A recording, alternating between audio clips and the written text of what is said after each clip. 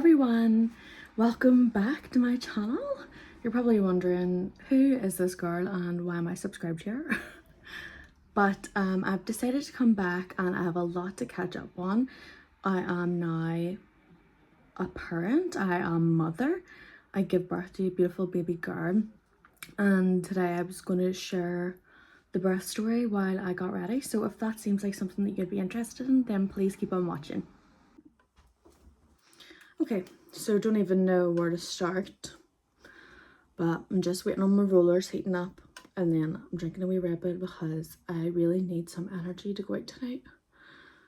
It's my cousin's birthday and she says that we're not heading into town until 9 o'clock tonight. That's an hour past my bedtime, thank you.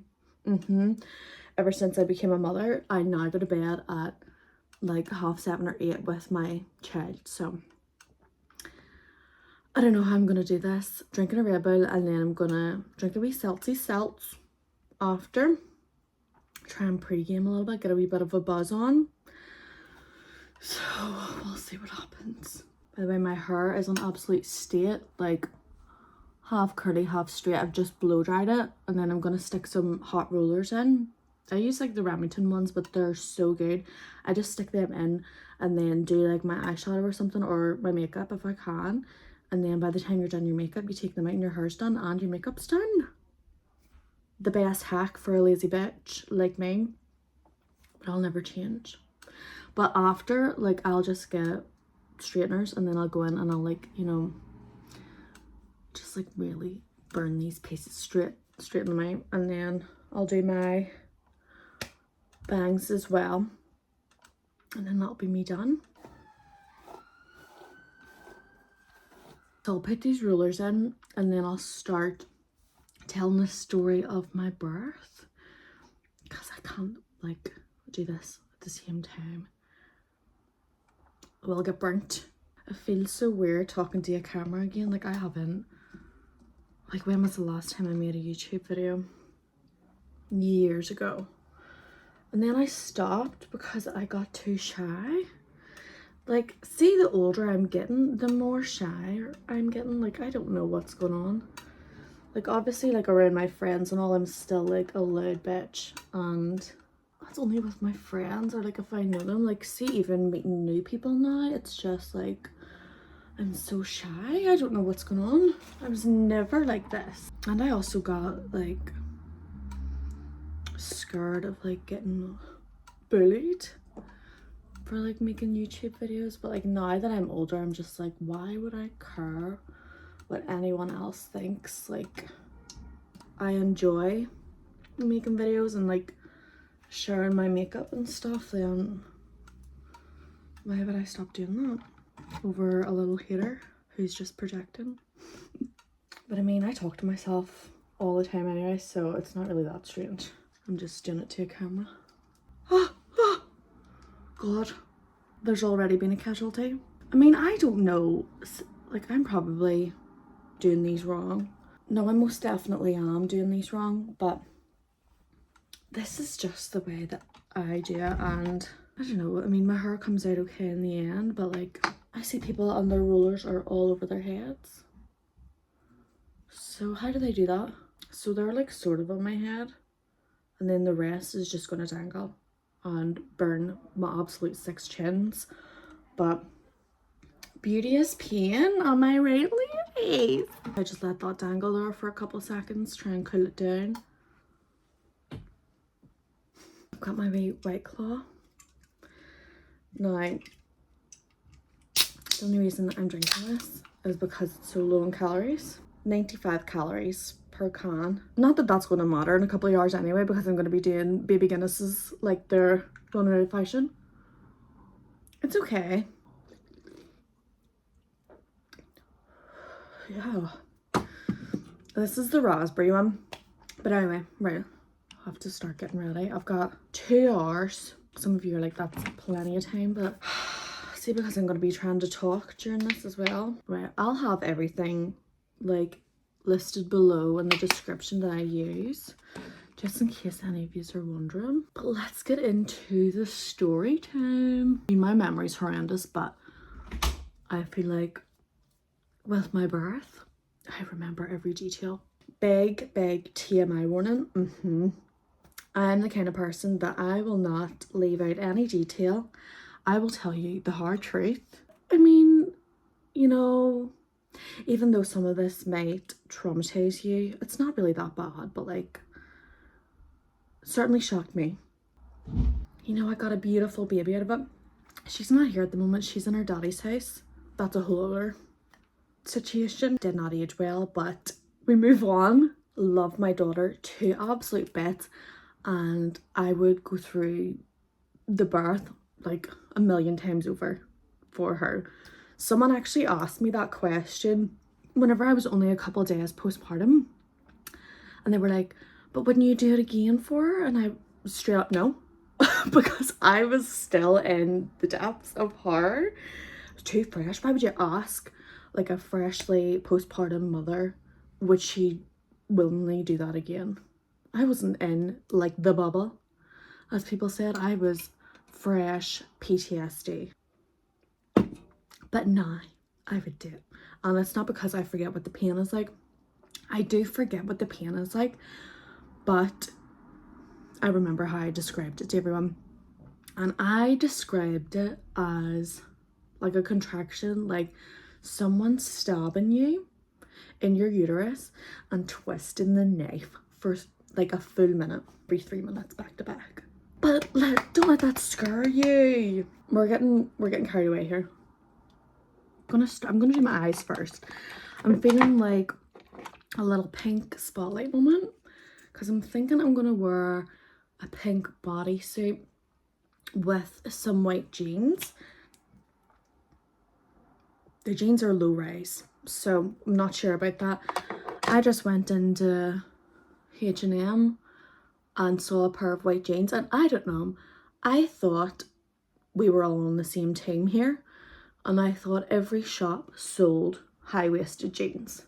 It didn't even occur to me that they could be like low-waisted. So whenever I got home, I was shocked to my core, and it was quite humbling to try them on. But because I'm wearing a bodysuit, I'm like, maybe it's gonna be okay. Yeah. See, I don't know how long this video is gonna be, because once I start talking, I can't stop. I might use my BPerfect Carnival palette. It's by Stacy Marie. She dirty. We don't judge. Where will I start off in this story? I think I'll start off in like my last week of pregnancy, because see, in your last week of pregnancy, I'm not sure, that's whenever you start getting your sweeps. Buckle in for the information I'm about to tell you about sweeps. I don't want to traumatize anyone, but I didn't know enough information about this. And right, so what was it? It was like, I can't remember what day it was that I got my sweep. It might have been whenever I was 39 weeks. I can't really remember. But I do remember going to the midwife, and it was like my last checkup basically before your due date. And like, I knew that I would get offered a sweep, so they led me down, did the sweep. Whew! I knew that people said that, you know, it can be painful, and see, at this point in time, it was just uncomfortable for me. But that's because I didn't get a sweep done. The nurse says to me that my cervix was too far back, that she can't reach it. So I was like, oh, right, okay, well then I can't get a sweep. And then I went home, and you know, I was devastated, because at that point I was just like, I am done with this pregnancy. My cankles were cankling. Whew. It was just a lot, and I just couldn't take it anymore. But I went home, and then I got a call from someone in the hospital basically telling me that, you know, they might have to do an induction soon. And she was like, we can offer you a sweep. And I says, well, I don't think I'm going to be able to get one done, because I just went for a sweep today and they says that they couldn't do it. My cervix was too far back. And she went, oh really? Well, do you want to come in to us today? You might find that we can do it. I went, that's a wee bit weird. How could they do it? And she goes, and you'll have your gas in her. what do you mean I'll have my gas on her? So this was already kind of like, you know, warning signs. But I was like just all busy anyway, and I went, oh, happy days, right, okay, I'll come in like right away. So then I went down and I got my gas on her. And you know, she just told me to take like big deep breaths and stuff. I was like, I don't think it's working. And then she goes, just take a big deep breath in. And then I went, and then I was like, my voice feels weird. And she went, yep, that's it, working. So I was already like a wee bit like loop-de-loo. And then she got right into it. Elbow deep trying to find that cervix. Oh my sweet Jesus, that was painful. And you know, they try and like, I swear to God, they try and gaslight you, and they'll be like, well, you know, not every woman will think that it's painful. And then that like makes you feel worse, because then you're like, oh my God, I'm so much more weaker than like everyone else. And you know, you're in so much pain, and then you're feeling even worse and guilty for feeling pain. So I hate whenever people do that. But it was really sore. And then she was up there, and then she was like, right, you're gonna get some intense cramping, like especially in your bum. And I went, right, okay. So we weren't even at the actual sweep. So then she went in even further. I was like, literally took my breath away. And then she was like, right, we're just gonna do 10 seconds of a full sweep, take some more gas in her. I was like, and then she just goes, 1, 2, 3, 4, 5, 6, 7, 8, 9, 10. And I was like, I need a drink.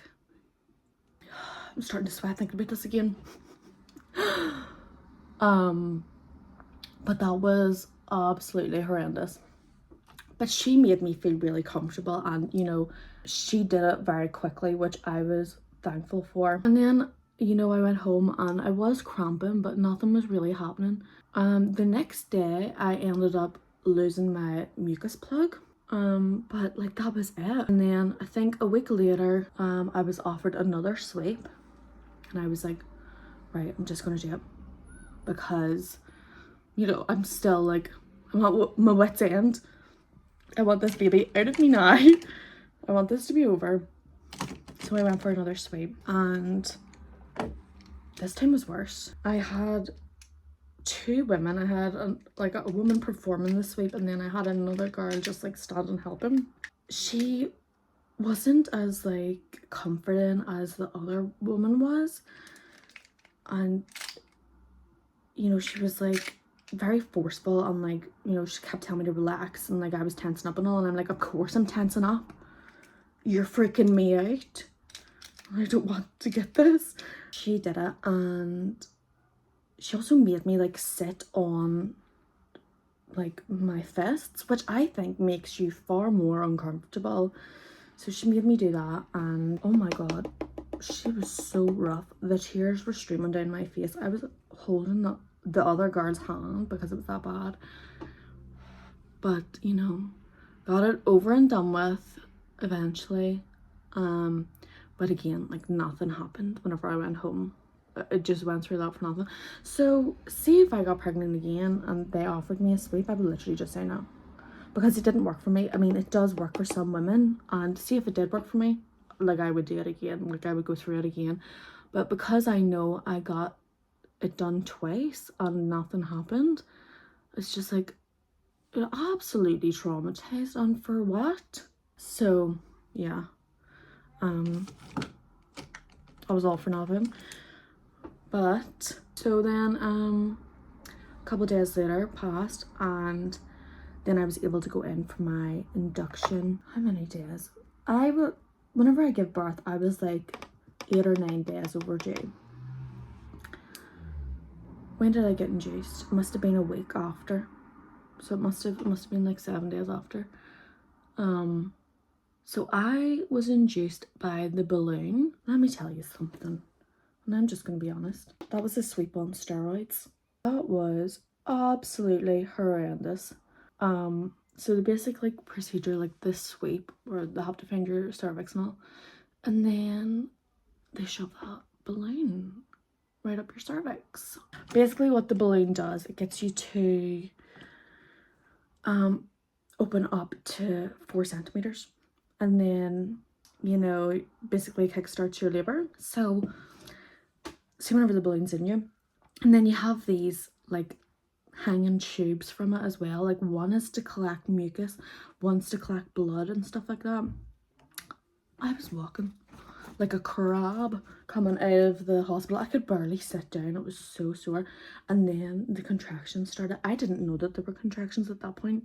I just thought that they were like sore cramps. But they were coming like pretty frequently, but like, I don't know, maybe I'd say like every 10 minutes or something. And then like it was sore enough to the point where you know, I would have to stand up or something during them. Like I couldn't just sit still.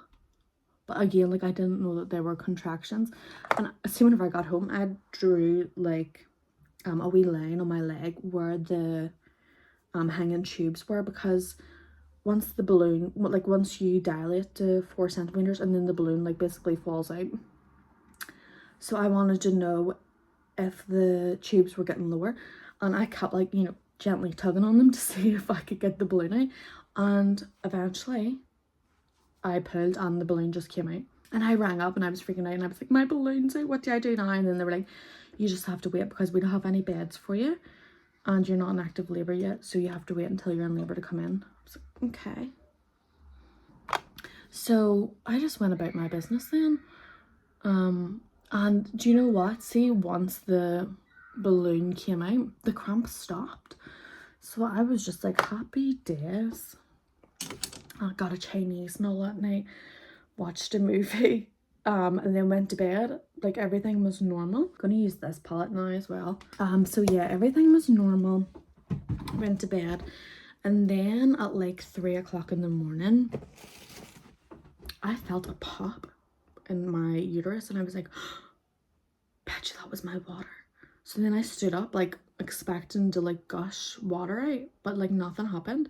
Then I was like, maybe it wasn't. And then I got this massive cramp and I was like, oh, holy shit, this is starting now.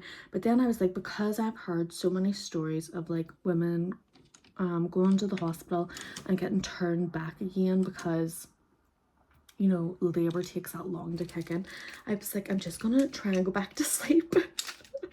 It's gonna be fine. So then I tried to go back to sleep. Literally 3 minutes later I got another one and it was even worse than the one before. So then I got up my contraction timer app and I started like you know, timing them, and eventually like it said, right, you need to go to the hospital. Oh my god, by that time I could barely move. I rang my mummy, and this was, you know, at like 3:30 in the morning. I rang her and I was like, mummy, I'm in labor, you need to come and get me. She only lives like, well, at that point she only lived like 5 minutes like drive away, so she was there like within a couple of minutes. And she came in and I was lying on the bed with my trousers half pulled up my legs in the middle of a contraction because I just couldn't even dress myself at that point. I was so sore. And I was also running to the toilet in between like contractions, throwing up and having diarrhea back to back because like they were so sore. I feel like my body just couldn't even handle the pain, and it was probably trying to get rid of everything for what was to come. So that was not a fun time. And then luckily enough, you know, I was only like a 5-minute drive away from the hospital as well, so quickly drove over. I think I was okay with contractions in the car, but it was, I don't think I had one, but I had one getting out of the car, and I just remember like holding on to the car door, like swaying my hips, like, you know, just trying to like move through the contraction because I feel like that helped. And then, you know, it just started getting quicker and quicker. Went in, checked into the hospital. There was still no rooms available because, oh my god, see, the hospital where I live, so understaffed, you know, like it's desperate. And they didn't have any rooms for me to go into to labor in. So I was in one of like these wee side rooms, and I asked for the gas and air immediately because I was like, this, I literally cannot cope. And I had the gas and air, and then with every contraction I was being sick as well because it was just so painful. And apparently the gas and air makes you more sick as well, but I could not do without that gas and air, so vomiting was the only option. And you know what, see, whenever I was having the contractions, I feel like vomiting actually helped a little bit with the pain. So I was in there, she checked me to see how dilated I was. I was 4.5 centimeters dilated, so I was already in active labor. I don't know what I thought, but like literally every single video I had watched, everyone says the labor takes hours and hours and hours. But maybe because I was induced by the balloon, like whenever that was out and my labor started, like I was instantly in active labor. I could have got the epidural right then and there. But will you hear this? Whenever I got there, because they're so understaffed, there was only one anaesthetist on, and they were busy at an emergency. I had to wait for 2 hours to get my epidural. Whenever I was in that wee room, it was just awful. Like, I just felt like it was going to last forever. You know, you can't see like the light at the end of the tunnel, and all I wanted was that epidural. I was never one of them people that was like, no, I'm going to do a natural birth. Not going to have an epidural, just going to like breathe through it. Catch yourself on, am I going to breathe through it? Oh my god. If I could have got knocked out and then they woke me back up whenever it's over, I would have did that. Fast forward, about like how long was it? Like my contractions just got so bad at this point that the guard was on the phone to another nurse being like, we really need a room now because she's in so much pain, she's going to need an epidural. And the woman could hear me like screaming in the background, like between contractions. You know, like I wasn't like screaming at the top of my lungs, but I was like making a lot of noise because it was the only thing that seemed to like help. So then shortly after that, I think like maybe 15 minutes later, but felt like a lifetime, they got me a room. And whenever I got up, I was like, I need that epidural right now. I'm not even joking, yes, I need it. And they were like, the anaesthetist is still in the emergency, it's still going to be like another hour, but we can give you some morphine. So they give me morphine and an anti-sickness injection as well because I was still throwing up at that point. The morphine worked like a dream, and I did stop being sick, but you know, like I could still feel the contractions. They were like way in the background, you know, and for like the whole hour I was basically just bent over the bed. Like I couldn't sit down or anything because it was too painful, so I just bent over the bed for like an hour, just like on my elbows, and my head was down. I couldn't even lift my head because the morphine was so strong. Like I was going to the world. You know, like instead of screaming through every contraction, I was just sort of going like but the midwife says that she thought that I was doing really good. My ex and my mummy thought that I was a demon, but I was like, no, like there's people a lot worse than me. Then eventually I got the epidural and it changed my life. It was amazing. I ended up doing my nails and my makeup while I had that like epidural in me, passing time by. It was so good. I got the epidural at what time? Maybe like 11 in the morning. It got to like 6 o'clock at night. I started to feel the contractions come back on one side, and I was telling the nurse, and like she didn't believe me. She was like, no, like you've still got your epidural in, like you're not even using the gas and air, it's fine and all. 5 minutes later I was on that gas and air, puffing for dear life. I was going to, no, I really think you should check me because like it's starting to get stronger. I'm just gonna do like my eyeliner off camera because I don't think I'm gonna be able to talk and do this. Yeah, so the nurse finally gave in and came over and checked me, and she was like, oh right, yeah, you're 10 centimeters dilated. I was like, okay, thank you. So what's gonna happen now? And then she basically just like told me to push on my own for like an hour because they knew that I wasn't going to get anywhere. I said, say less, and I started pushing, and see, with every contraction that I could feel on like my left side, like obviously it wasn't as bad as the contractions I had without the epidural, but I could still feel it, and it was like painful to the point where, you know, I had my gas in her. But see, every single time I pushed, it helped the pain. And someone told me that before, that like, see, whenever you're pushing, it's like having a sore tooth. Like whenever you like push on your tooth or you like wiggle your tooth, it helps with the pain. And that's the way like pushing was. Basically, I did push on my own for an hour, got nowhere, and then the crew came in, like the nurse, the midwife, and a doctor came in. So the doctor came in to like help me push as well, because I had been pushing like for so long on my own. Basically, I wasn't really getting anywhere with them. The doctor then says, right, we're gonna get out the vacuum. She brought out the vacuum, and basically like it just helps pull your baby out. And then she says, like, I was pushing with that, it still wasn't really going anywhere. And then she was like, right, we're gonna give it like one last push. If we're still not getting anywhere, then we're going to need to use forceps. But I really didn't want to use the forceps. So, I mean, I pushed with all my might. And then she came out. And, like, whenever she came out, they put her on my chest. But it was for, like, 10 seconds or something. Like, it was so short. And, oh my God, it was, like, the most surreal thing ever.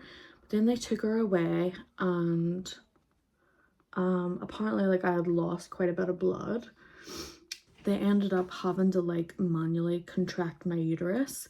So I had two nurses like on my stomach like contracting my uterus so that like I didn't hemorrhage. While all this was happening, like Phoebe was over in the wee baby bassinet getting her umbilical cord snipped off and all. And turns out that we both had a fever. They had to give her some antibiotics, and they just basically tried to get my fever down with like fans and stuff. Like they had like loads of fans pointing at me, and they ended up having to give me an injection to make my uterus contract so that I wouldn't lose any more blood. So I had to get that, and because I had also been awake from 3 in the morning, and then I give birth at 10 to 8 like that night, I was like over exhausted, and especially because I had just like pushed the baby out. So I was like so like woozy. I was like, I felt like I wasn't even there, and I was terrified because, you know, I was going to be left with like this new baby, and I didn't know how to take care of a baby. I don't know what I thought, but I thought that whenever you give birth, on the first night, like the nurses would take your baby away to like this wee baby room, and they would look after them for that night. And I don't know if maybe that used to be a thing, but like it's not anymore because they're so understaffed. But I was basically left, well, yeah, with my baby. I mean, it's not that like abnormal, it is my baby, but you know, you didn't get much help. So you didn't, because like again, they're so understaffed, like no one was really around you. So I didn't have a clue what to do, and I must have fell asleep like quite quickly. And apparently they came into my wee section at like 5:30 in the morning. They couldn't wake me up.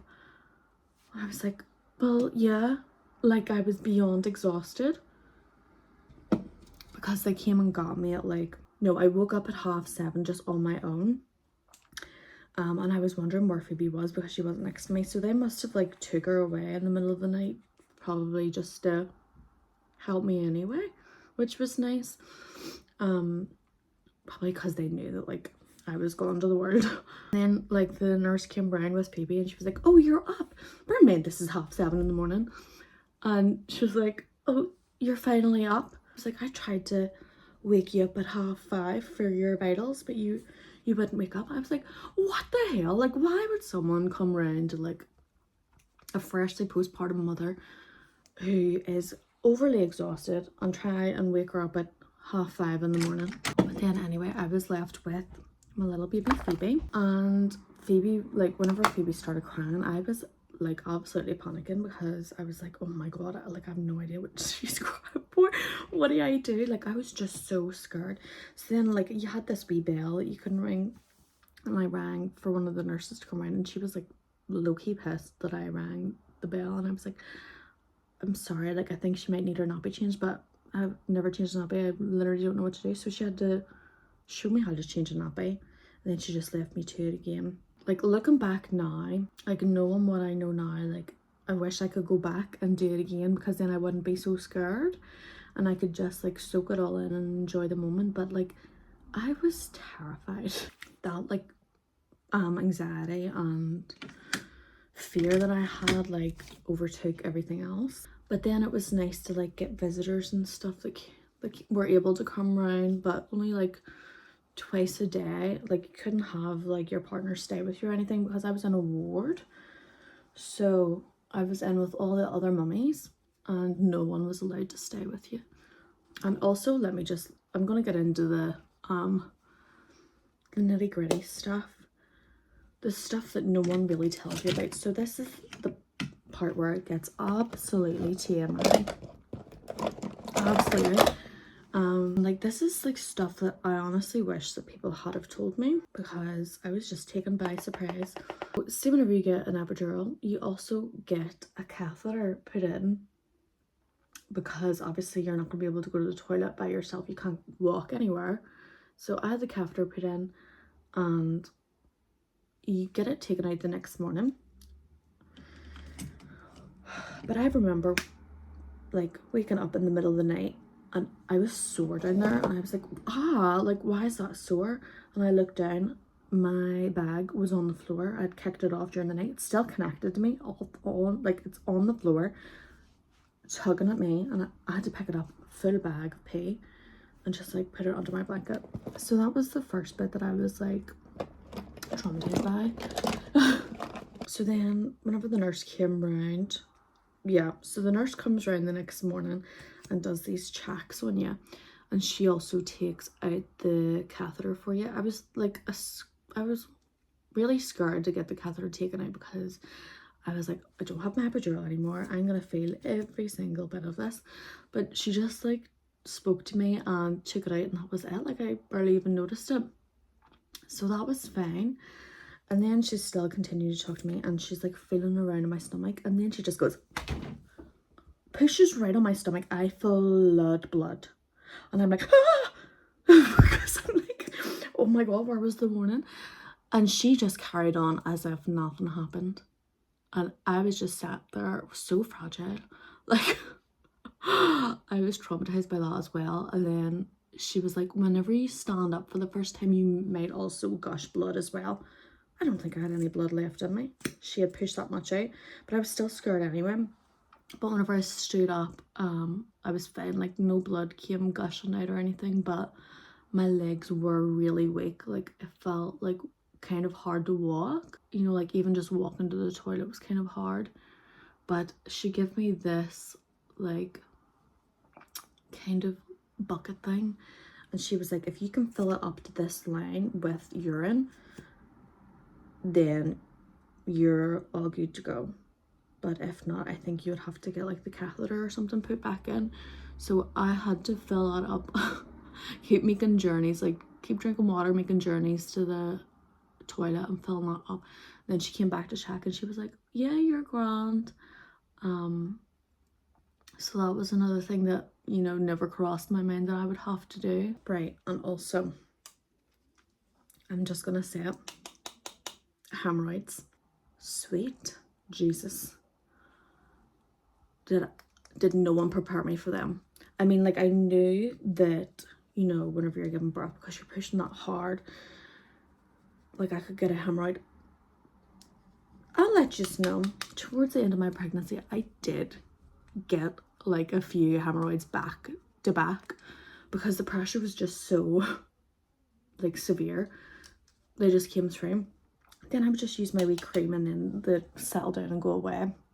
So I already knew that, you know, after I give birth, I'll probably get another hemorrhoid again. I thought I'd get one. When I tell you it was like a bunch of grapes, I'm sorry. Oh my god. Whenever I went to the toilet, and like it was really hard to sit down, and I just like sort of like leaned over and looked in the mirror.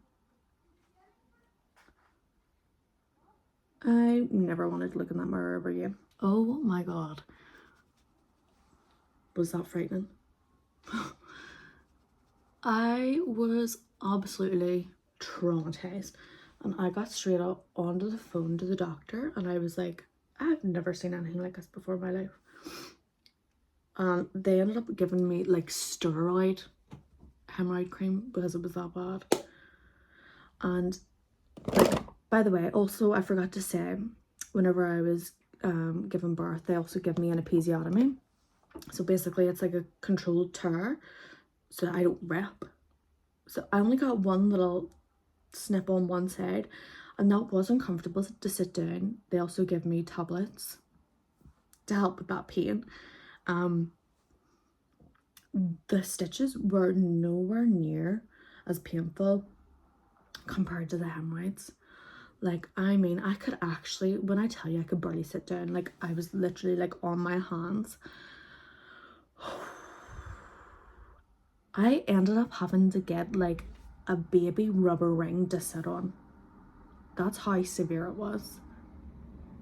And like, I was also taking stool softener by the gallons because I was terrified to go to the toilet. I also didn't poo for like the first 5 days postpartum. I heard that, you know, it does take a while, but like every day that was going on, my fear was building. But then I think the hemorrhoids, how long do they last for? I'm going to tell you something really funny. See, because there was that many, I don't know why I'm sharing this on the internet, but I feel like I'm already in too deep. I was like constantly checking on them to make sure that they were going down, and they were going down. I think it took about a week maybe for them to like actually go down. But then like whenever I checked, and this was like, I also checked whenever my hormones were dipping as well, so really bad time to check. And it kind of looked like they had deflated. So, you know, obviously like that's probably what happens, like they deflate and then I don't know what happens to them after that. But looked like they deflated, and I searched up online and I ended up convincing myself that they were skin tags, obviously because my head wasn't in the right space. So I cried for 3 hours because I was like, I've got skin tags on my asshole and I'm gonna have these for the rest of my life. How am I ever gonna feel sexy again? Right, to the point that I was emailing plastic surgeons and I was telling them, I've just given birth and I've got skin tags on my anus. I need you to get rid of them. I'm literally like, I'm speechless. I have no words for postpartum Sophie. Like, crazy dramatic bitch.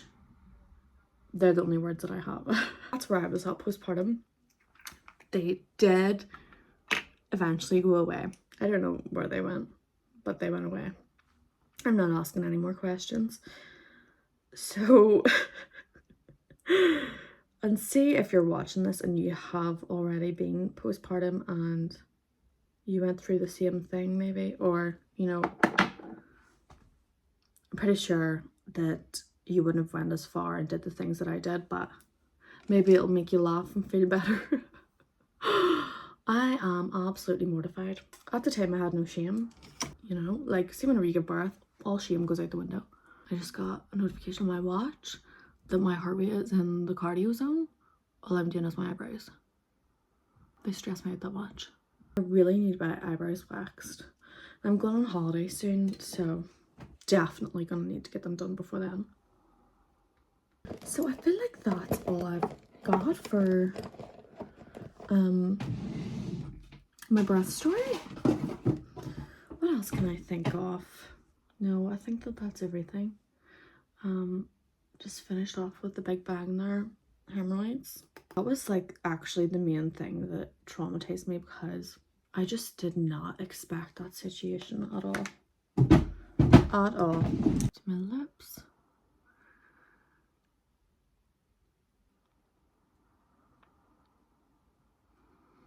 See these lipsticks from Beauty Bay? I mean, I think like they're like a MAC lipstick dupe.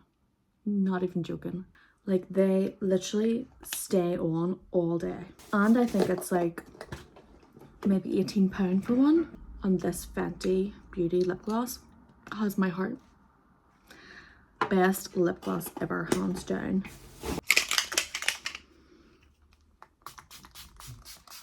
So that is my makeup done. I'm gonna take out my curls now, or my rollers.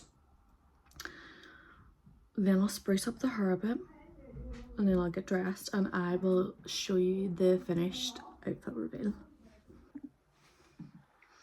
So this is the finished look, and my hair is all done now. A bit messy, but it is what it is. But I hope you enjoyed today's video, and I hope you enjoyed hearing my very TMI story about giving birth. And if you want any other stories, then please leave them down in the comments, and then I will see if I can give you them. Thank you so much for watching, and I'll see you in my next video. Bye!